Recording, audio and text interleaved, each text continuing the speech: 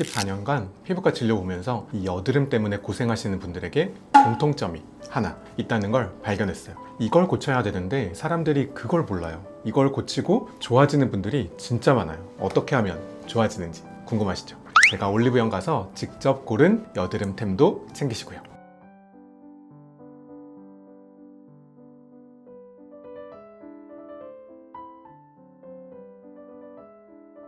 좋다는 제품 다 사봤는데 안 낫거나 며칠 좋아지는 것 같다가 또 다시 올라오는 경험 한 적 있지 않으신가요? 좋다는 거 이것저것 다 써봤는데 오히려 피부가 빨개지고 따갑고 결국 트러블은 더 올라오고요. 게다가 속건조는 더 심해져가지고 불편하고. 제가 3년 전에 이랬어요.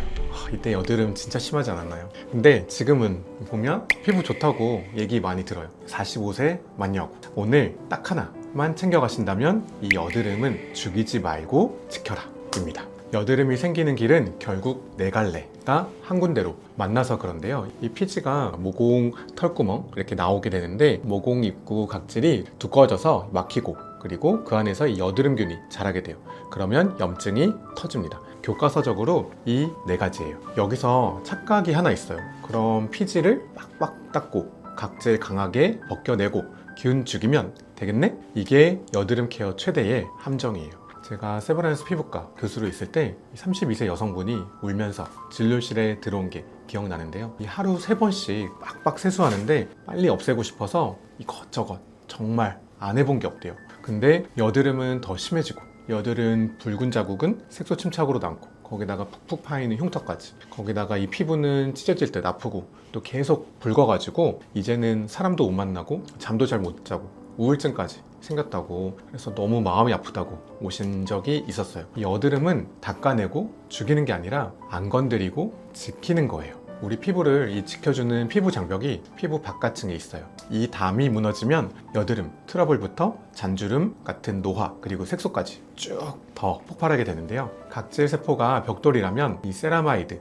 콜레스테롤, 지방산, 세콜지라고 하잖아요. 그 사이에 이게 시멘트예요. 이 담이 무너지면 수분이 나가면서 건조해지고, 건조하면 피부는 자기를 보호하려고 피지를 더 꽉꽉 짜내게 돼요. 밥은 늘었는데 지켜줄 담이 없으니까 균이 들어와서 바로 염증, 장벽을 부수는 순간 여드름이 더 잘 나는 구조로 바뀌는 거예요. 여기 흥미로운 연구가 하나 있는데요. 한국 피부과 전문의들이 모여서 아시아인 여드름 케어 가이드라인, 어떻게 하면 좋은지 이 가이드라인을 만들었는데 결론은 아시아인 피부는 서양인보다 장벽이 약하고 감각이 예민하고 염증 자극, 색소 침착이 더 잘 남는다. 그래서 해외에서 많이 쓰는 BPO라고 벤조일 페록사이드, 레티노이드 같은 강한 약에 더 자극을 잘 받는다. 즉, 이 외국 유튜버가 이거 발라, 이거 해 라고 하는 거를 그대로 우리가 따라하면 피부가 더 망가질 수 있다는 거죠. 그 가이드라인이 강조한 게 바로 장벽 보호 그리고 저자극 논 코메도제닉 제품을 사용하는 거예요. 솔직히 환자분이 집에서 이 장벽을 막 무너뜨려 주실수록 병원은 환자가 늘어요. 그런데 그건 제가 원하는 그림이 아니겠죠? 그래서 병원 오기 전에 끝낼 수 있는 것부터 차근차근 말씀드릴게요. 집중하셔야 됩니다. 자, 그 전에 오늘 이 영상 대본 준비하는데 논문 찾고 공부하고 10시간 넘게 걸렸는데 제가 앞으로도 피부 예뻐지는 영상을 힘내서 준비할 수 있도록 구독, 좋아요 눌러주실 거죠? 잘못된 정보들이 너무 많잖아요 요즘. 지금 바로 구독 눌러주시고 다음 가볼게요. 여드름으로 오시는 분들께 꼭 묻는 게 있어요. 무슨 세안제 쓰는지, 물 온도는 어떤지, 클렌징 티슈, 화장솜, 디바이스 같은 걸 쓰시는지, 그리고 헹굼은 몇 번 하는지. 많은 분들이 3번째, 4번째에서 멈칫 하시는데요. 세안 후에 얼굴이 뽀득뽀득 당기시죠? 하면 표정이 굳어요. 거기가 범인이에요. 우리 피부는 약산성이에요. 옛날 우리 비누 많이 썼잖아요. 그리고 강한 폼, 얘네들이 알칼리라서 세안하고 나면 pH를, 이 산도를 흔들어요. 그러면 장벽 회복을 늦추고 그 다음에 균이 살기 좋은 환경을 만들게 돼요. 또 거품이 빵빵한 폼은 세정력이 강한 만큼 장벽의 지지를 같이 쓸어가 버립니다. 클렌징 젤이 적당한 세정력을 주는데요. 자, 먼저 손을 깨끗이 씻고 동전 크기만큼 펌핑을 해서 물을 조금 섞어서 손에서 거품을 내고 얼굴에는 15초, 20초 정도 문질문질, 그리고 미온수로 한 15번 정도 헹궈주고 찬물, 뜨거운 물 쓰지 말고 이렇게 했을 때 피부가 속당김이 없이 미끄덩거리는 게 제일 좋아요. 바로 올리브영 여드름템 나갈게요. 라로슈포제 에파클라 퓨리파잉 포밍 겔인데요. 이게 누구한테 좋냐면요, 피지 많은 지성 트러블, 그리고 오후만 되면 막 번들거리고 피지 많은 분들 있죠. 그리고 모공이 잘 막히는 피부. 장점은 아연 성분으로 피지 유분을 정리해줘요. 그리고 약산성이라서 pH 부담이 적고요. 주의할 점은 약을 먹거나 바르면서 건조한 피부 있잖아요. 그리고 사용하고 나면 바로 조이는 피부는 매일 쓰면 자극이 될 수 있으니까 그럴 때는 이틀에 한 번, 3일에 한 번 빈도를 줄여서 사용하는 것도 방법입니다. 두 번째는 바이오더마 세비엄 젤 무쌍. 이름이 좀 다 복잡하죠? 다들 프랑스 제품이어가지고 이거는 지성 수부질. 장점은 이 피지 조절에 초점을 둔 제품이거든요. 역시 약산성 저자극이고 산뜻하게 떨어지는 사용감이 있어요. 그렇지만 건조한 피부에는 역시나 당김이 있을 수 있고, 그래서 사실은 모든 분들에게 딱 맞는 제품 하나는 없어요. 이 제품들이 어떤 분 피부 타입마다 어떤 분한테는 맞고, 또 내가 예민한 정도와 피부가 얼마나 지금 건강한지 이런 차이에 대해서, 그리고 피지가 얼마나 많이 분비되는지 따라 다르기 때문에 내가 써보고 나에게 맞는 걸 찾는 게 중요합니다. 약산성은 이 헹굴 때 미끌거림이 남아요. 그게 정상이에요. 그 느낌을 없애려고 30번씩 헹구면 장벽이 다 무너지고 홍조 각질로 돌아옵니다. 짙은 메이크업이나 아니면 워터프루프 선크림, 잘 안 지워지는 선크림을 듬뿍 발랐을 때는 안 지워졌다고 클렌징 폼이나 젤로 2번씩 씻으면 어떻게 될까요?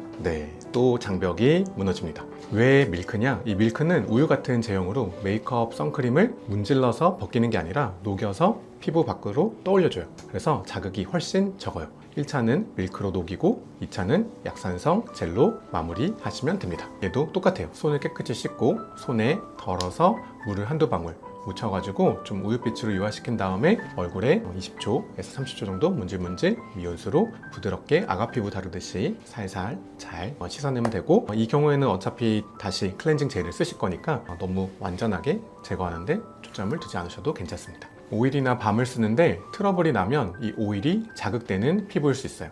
그리고 오일은 세정력이 더 좋거든요. 그러면 피부 장벽을 더 망가뜨릴 수 있다고 설명드렸잖아요. 건강한 피부는 괜찮아요. 하지만 예민하고 붉고 트러블이 많이 난다면 밀크를 추천드립니다. 특히 트러블이 잘 난다면 이 오일은 모공을 잘 막는다는 사실 기억하시고요. 자, 올리브영으로 가볼까요? 이 제품은 메이크프렘 세이프미 릴리프 모이스처 클렌징 밀크인데요. 누가 쓰면 좋냐? 일반적인 트러블, 민감 피부에서 괜찮아요. 저도 피부가 민감할 땐 이걸 쓰는데 저자극의 보습감, 그리고 클렌징 오일보다는 부담이 적고 또 마찰을 줄이기가 좋아요. 자, 두 번째는 이젠트리 참마 비건 밀크 클렌저. 건조하고 수부지 예민한 경우 사용하면 괜찮고요. 순한 비건 밀크를 선호하시는 분들이 좋습니다. 얘가 촉촉하게 부드럽게 녹아들어서 속건조 피부에 좀 유리해요. 얘는 피지 제거력은 좀 완만한 편이라서 번들거림이 심하면 개운함이 약간 부족할 수는 있습니다. 1차는 녹이는 단계, 벅벅 문지르는 게 아니에요. 그리고 진료실 팁 하나.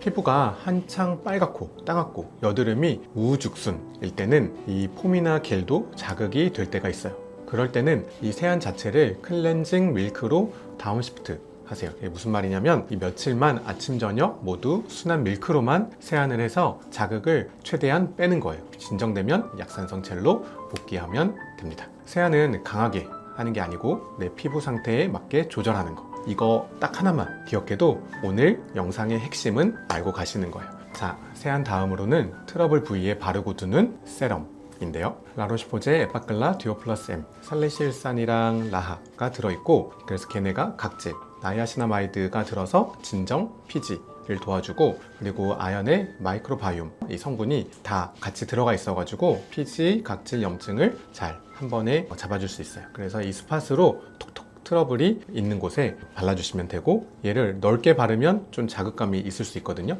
그래서 트러블이 있는 쪽으로 발라주시면 됩니다. 이거 관련해서 흥미로운 연구가 올해 나왔는데요. 한국인 여드름 환자 308명을 12주 동안 추적 관찰했어요. 그래서 그 결과 예민한 피부에서는 이 약산성 클렌징 젤, 그리고 진정, 이 장벽을 잘 보호한 그룹에서 여드름 호전도가 더 좋다고 나왔어요. 이때 함께 사용한 제품이 라로시포제 에파클라 듀오 플러스 M이었고요. 이 연구의 핵심은 자극을 줄이니까 끝까지 꾸준히 더 제품 쓰게 되고, 그러면서 피부가 건강해지고 여드름 트러블들이 더 좋다. 그래서 좋은 결과를 만든다는 거였어요. 두 번째는 브링그린, 이 징크테카 블레미쉬 세럼인데요. 이거는 누구한테 좋냐면 아하바하 같이 이런 산 제품들이 따가워서 못 쓰는 극 민감하신 분들, 그리고 붉고 얇은 피부가 사용하면 좋은데요. 나이아시나마이드랑 아연으로 자극 없이 이 피지랑 붉은기를 가라앉혀 줄 수 있어요. 그리고 산이 없어서 아침 저녁 매일 쓰기에 부담감이 적어요. 다만 이 각질을 푸는 산이 없어서 효과가 좀 완만하고 막힌 좁쌀이나 강한 염증엔 화력이 좀 부족할 수 있어요.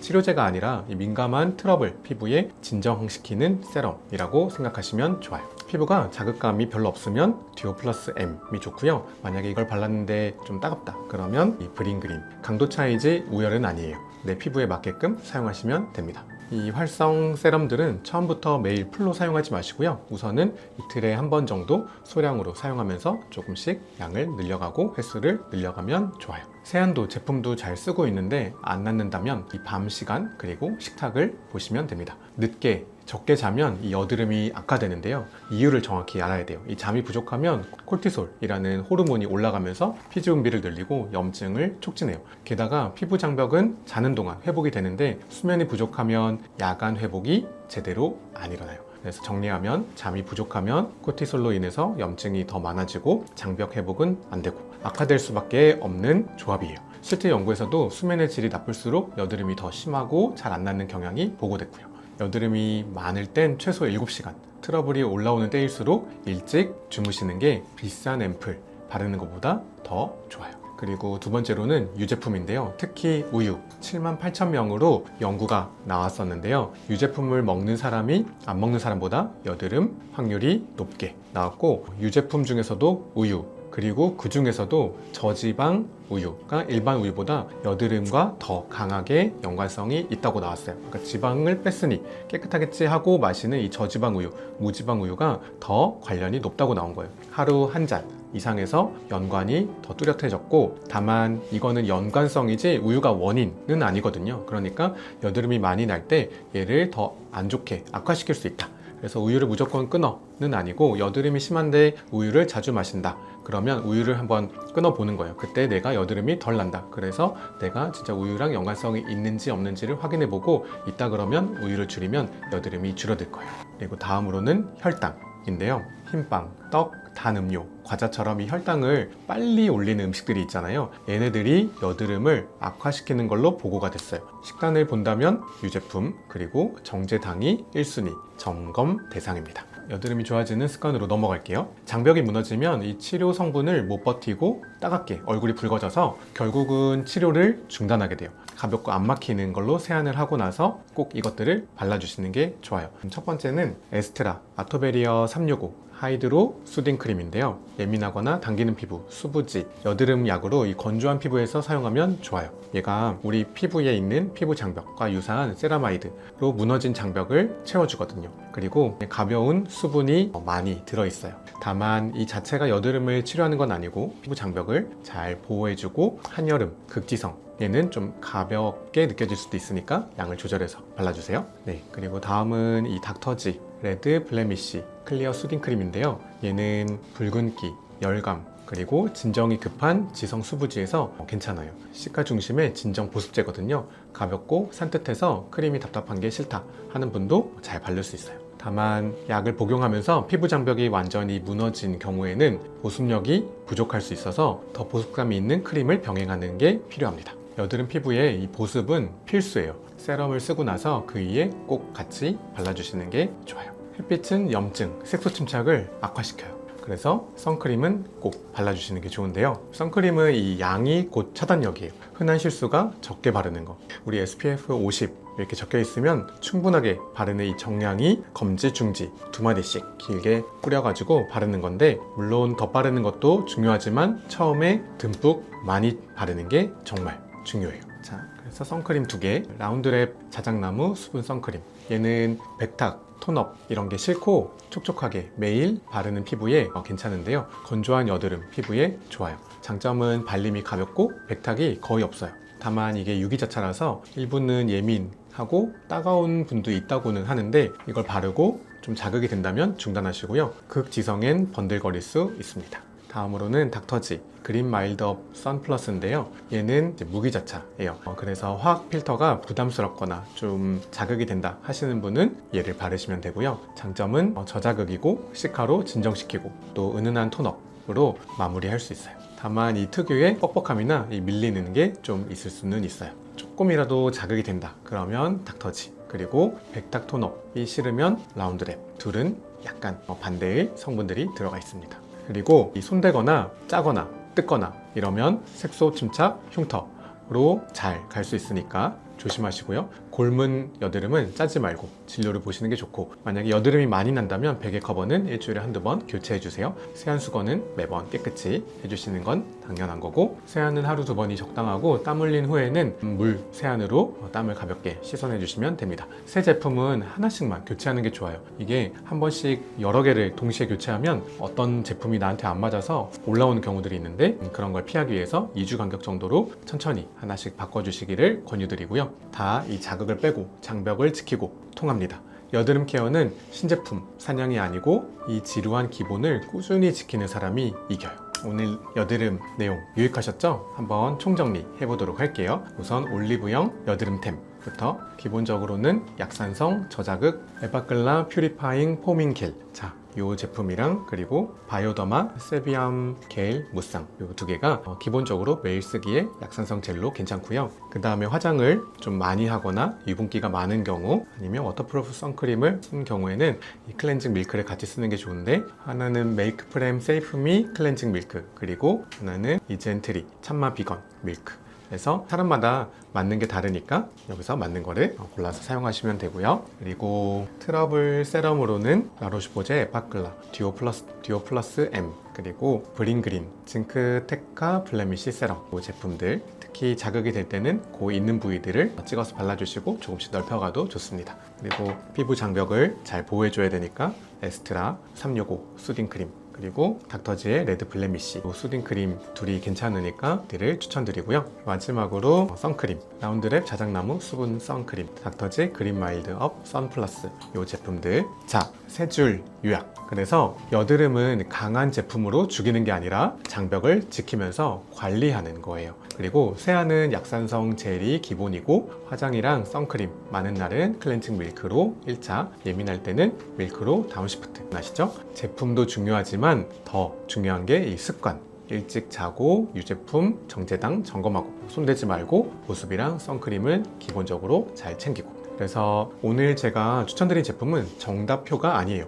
내 피부 상태에 맞게 고르는 기준이에요. 민감, 자극이 있는 피부는 진정 장벽 무기자차 쪽으로, 그리고 피부 염증이 많은 피부는 약산성 젤의 활성 세럼 쪽으로, 그리고 깊은 결절이나 이 낭종, 흉터까지 가는 심한 여드름은 화장품 쇼핑이 아니라 약국에서 처방전 있어야 돼요. 저는 여러분이 제품을 더 많이 사고 쓰고 하는 게 아니라 덜 사고 더 좋아지게 만들어 드리고 싶어요. 오늘 밤 샤워 후에 딱 이렇게 약산성 클렌징 미온수로 10번에서 15번 헹구기, 거울 보고 당기면 바로 수딩 크림 바르고 유튜브 끄고 자정 전에 눕기, 내일 아침 당기는 느낌이 있는지 그것만 확인해 주세요. 소중한 그대 피부 제가 지킬게요. 여러분의 아름다움을 책임지겠습니다.